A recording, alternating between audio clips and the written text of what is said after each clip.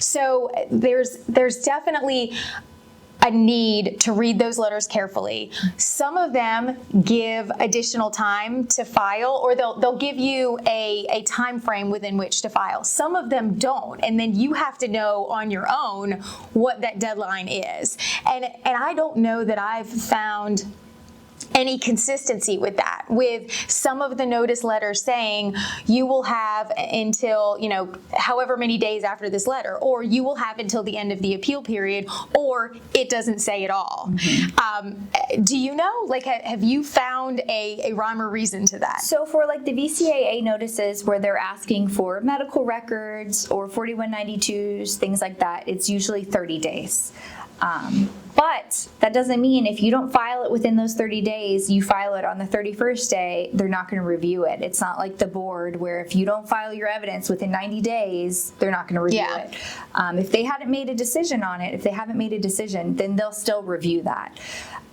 Like you said, though, a lot of the times they're wrong. So sometimes they'll ask you, oh, you claimed toxic exposure, give us some examples, and you have conceded exposure for Agent Orange, or you served in the Gulf War and you have the new concessions due to the PACT Act.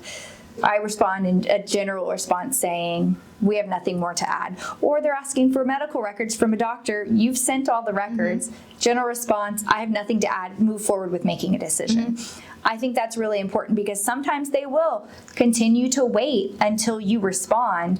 And if I have nothing to give, I'm going to respond and say, make a decision, because I don't want them to continue to wait for something when I've already sent it in and they're not going to figure that out on their own. Oh, that's another, large situation as it relates to confusing veterans who are not represented, right? So you're the veteran and you receive this letter and you're like, well, I think I've already done that, but they're telling me I need to do it again. What do I need to do now? And it doesn't really, usually they give a little bit of information, but it's very vague, it's very general, and they're not letting the veteran know what they need. I have an example, it just happened relatively recently where I have a case, veteran is already service connected for condition with an effective date that we agree to. It's the original date of the claim. There's no issue there.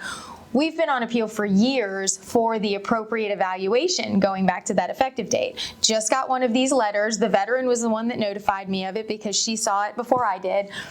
Because it was one of those letters that would come in and someone in your office will see it and go, this wasn't really necessary. Mm-hmm. So I hadn't seen it yet. And she's like, they're asking for information about my medical records going back to the effective date that we're trying to prove.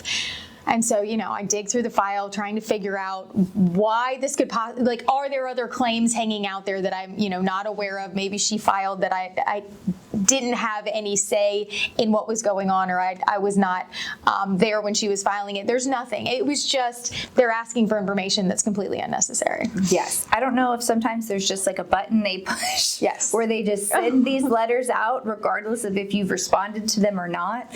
But that's why, one, really review the letters, and if you filed it, don't worry about it. Respond saying, please move forward. I've already filed this evidence on this date if you know.